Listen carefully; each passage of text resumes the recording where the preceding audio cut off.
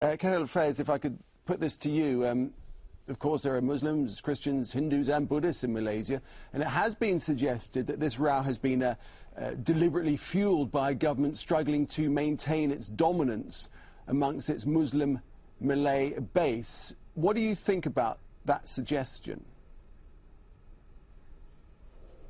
I believe our position is not too distant from what the government is doing, because the government is also appealing the decision of the court at the moment, and we are hoping for the reverse of the decision recently made. Of course, if we want to preserve the harmonious relationship, we have to be sensitive to one another. And this is one of the things that is sensitive to the Muslims.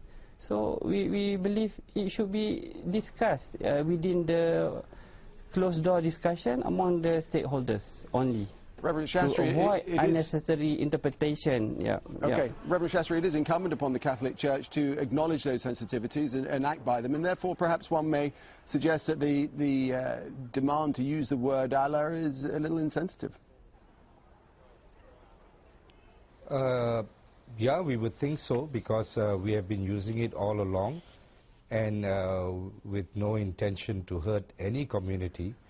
And you must understand that the faith community in this country, all of the minority faith communities, are guaranteed under the Constitution to practice their faith freely. So in your view, and to translate their in your view, is this indicative freely of a broader growing animosity then?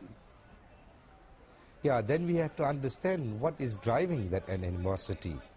And it is communal sentiments that are being played up, and they are, many of the issues are politicized. So ordinary religious issues become highly politicized and polarize the various communities. And so it's very difficult to engage in a dialogue when there are political considerations. You have political leaders making statement on religious issues.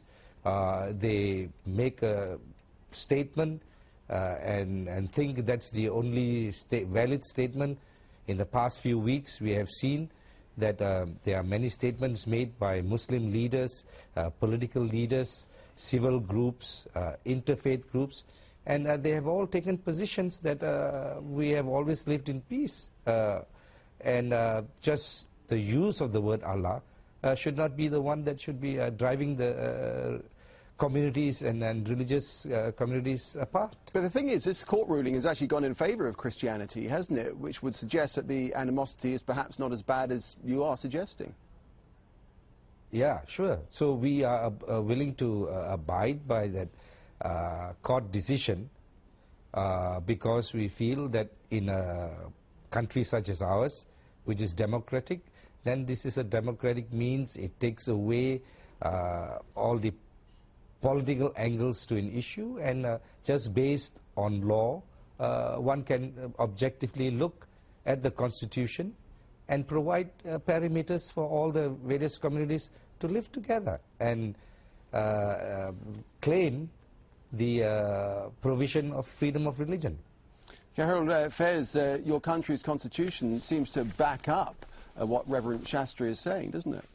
Not really, because under the federal constitution, it's provided that the religion of Islam is the religion of the country, while maintaining that the other faiths can practice their religion peacefully, provided that they do not propagate their religions to the Muslims.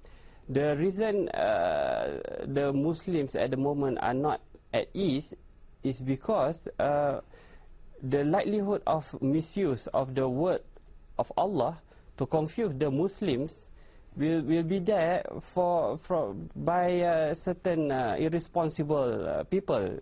In what sense do you mean it could confuse Muslims? What do you mean by that?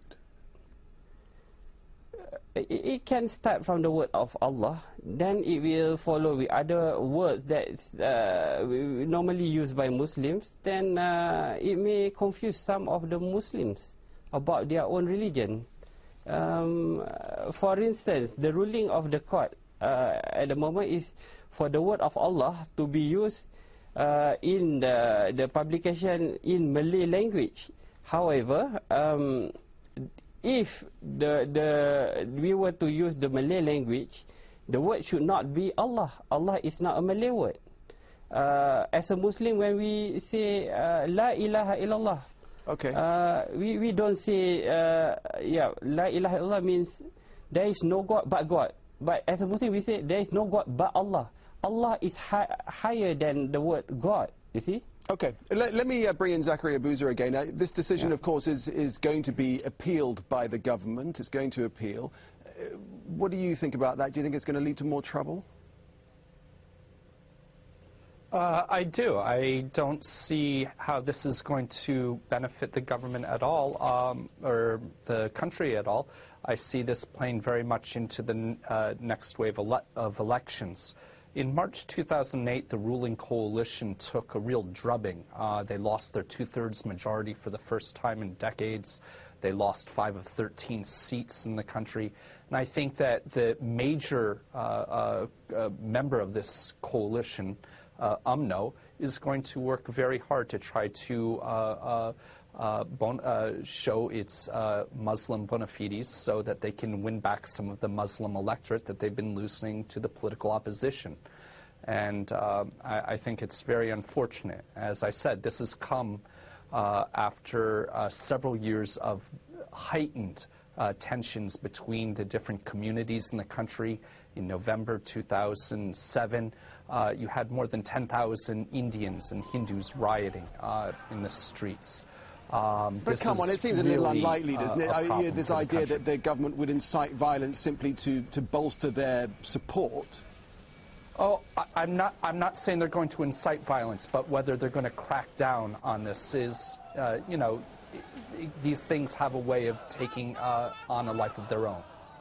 Okay, Reverend Shastri, do you think we're at the tipping point now, or have we crossed it already, in fact? Will it be hard to retrieve an acceptable, peaceful status quo from here, or what's in your heart about this? Oh, naturally.